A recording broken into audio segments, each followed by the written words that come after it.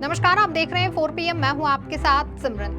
लोकसभा चुनाव में अब कुछ ही दिन बचे हुए हैं। भले ही चुनावी तारीखों की आधिकारिक घोषणा अभी तक नहीं हो पाई है, लेकिन चुनाव को लेकर सभी राजनीतिक दल एक्टिव मोड में नजर आ रहे हैं। ऐसे में भाजपा समेत अन्य दलों के नेता लगातार जनसभाएं करके वोटरों को साधने में लगे हुए हैं। चुनाव को नजदीक आता देख जनता से तरह तरह के वादे किए जा रहे हैं। पीएम मोदी समेत अन्य नेता लगातार बड़ी बड़ी घोषणाएं कर रहे हैं, लेकिन जनता का इन वादों पर कितना असर होगा ये तो आने वाले समय में ही पता चल पाएगा। लेकिन सभी दल चुनाव साधने में अपना जोर लगा रहे हैं। पीएम मोदी की अगर हम बात करें तो लगभग हर राज्य को कागजों पर सौगात बांटते फिर रहे हैं। असल में जमीनी हकीकत कुछ और ही है।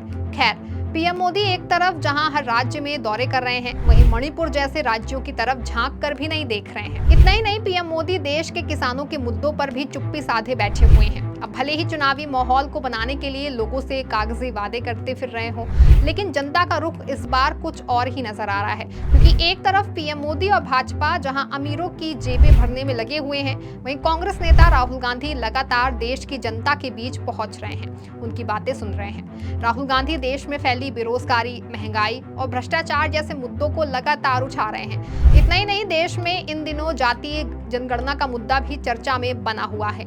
इसको लेकर भी लगातार आवाजें उठ रही हैं। कांग्रेस समेत विपक्ष की दूसरी पार्टियां जातियों के हिसाब से हिस्सेदारी की मांग कर रही हैं। कांग्रेस के पूर्व अध्यक्ष राहुल गांधी हर रैली में ये मुद्दा उठा रहे हैं। सत्ता में आने पर जाति जनगणना कराने का वादा भी कर रहे हैं। वहीं पीएम मोदी ने गरीब, महिला, युवा और किसान को नई जातियां बताकर जाति की परंपरागत सियासत को बदलने की रणनीति तैयार की है। भाजपा हिंदुत्व, राष्ट्रवाद, कल्याणकारी और 4 नई जातियों को लेकर केंद्रित योजनाओं से जुड़ी उपलब्धियों के सहारे सामाजिक न्याय की राजनीति का नया विकल्प खड़ा करने की कोशिश कर रही हैं। इस मामले में सबकी निगाहें जाति आधारित राजनीति का केंद्र माने जाने वाले बिहार और उत्तर प्रदेश के नतीजे पर हैं। हालांकि बीते साल के अंत में मध्य प्रदेश, राजस्थान समेत 5 राज्यों के विधानसभा चुनाव में विपक्ष के इस मुद्दे का असर पड़ता नहीं दिखा। भले ही भाजपा को हिंदी पट्टी के तीनों राज्यों मध्य प्रदेश, छत्तीसगढ़ और राजस्थान में कामयाबी हाथ लगी, लेकिन इस बार जनता का रुख अलग नजर आ रहा है। एक तरफ जहां पीएम मोदी की जनसभाओं में खाली कुर्सियां दिख रही हैं, तो वहीं कांग्रेस नेता राहुल गांधी को जनसभा और यात्रा में जनता का अपार जन समर्थन मिल रहा है।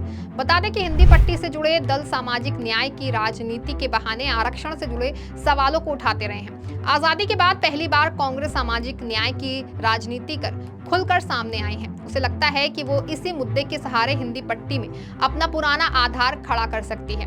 शायद यही वजह है कि राहुल समेत कांग्रेस के अन्य नेता लगातार जातियों की संख्या के हिसाब से आरक्षण की व्यवस्था की बात कह रहे हैं। वहीं राहुल गांधी इस मुद्दे को लेकर लगातार बोल रहे हैं। इस मामले पर उन्होंने कहा कि बिहार के आंकड़े देश की असली तस्वीर की छोटी सी झलक है। हमें अंदाजा भी नहीं है कि देश की गरीब आबादी किस हालत में रह रही है। हम सत्ता में आए तो जाति जनगणना और आर्थिक स्थिति की समीक्षा कराएंगे।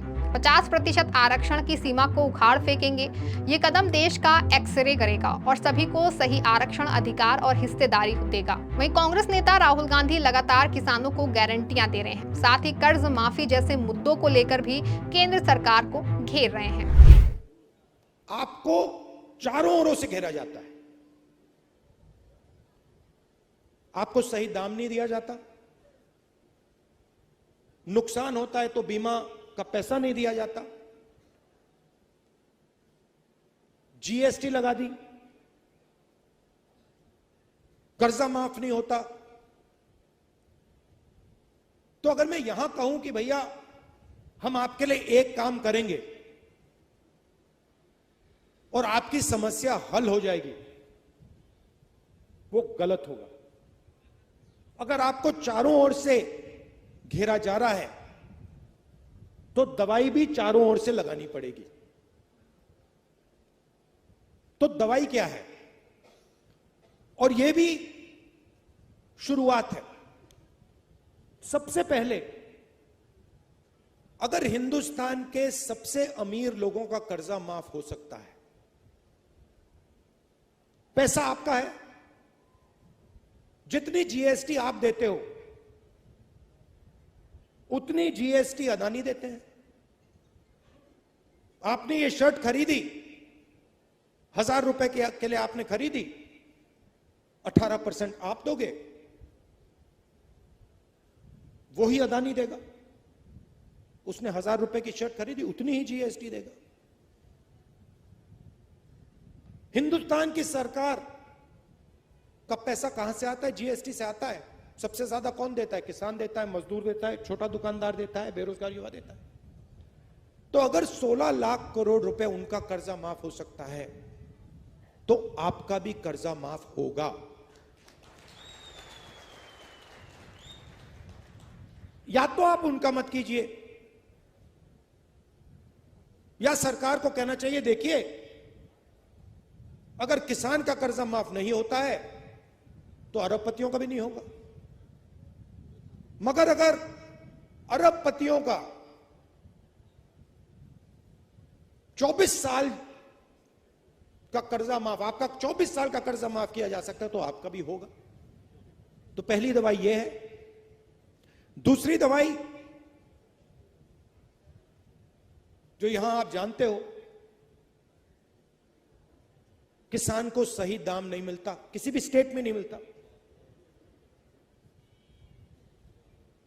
बीजेपी ने कहा कि कानूनी एमएसपी लागू नहीं की जा सकती। बिल्कुल की जा सकती है। हमने अपने मैनिफेस्टो में साफ लिख दिया है कि कानूनी एमएसपी लागू की जाएगी और स्वामीनाथन रिपोर्ट के मुताबिक की जाएगी। दूसरी दवाई ये। तीसरी दवाई, फसल बीमा योजना जो बनाया है उससे आपको नुकसान होता है।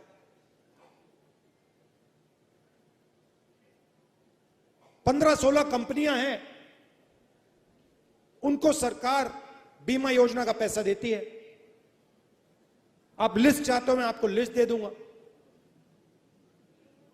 आपका नुकसान होता है,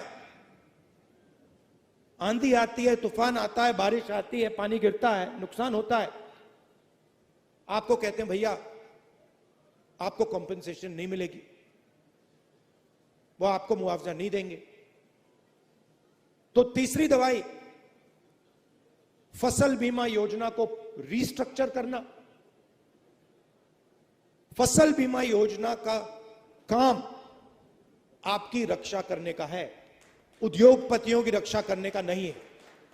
तो तीसरी दवाई ये। चौथी दवाई, जैसे ही आपको प्याज बेचने का समय आता है एकदम एक्सपोर्ट इंपोर्ट पॉलिसी को बदल दिया जाता है। एक्सपोर्ट इंपोर्ट पॉलिसी की ट्यूनिंग आपको मारने के लिए की जाती है।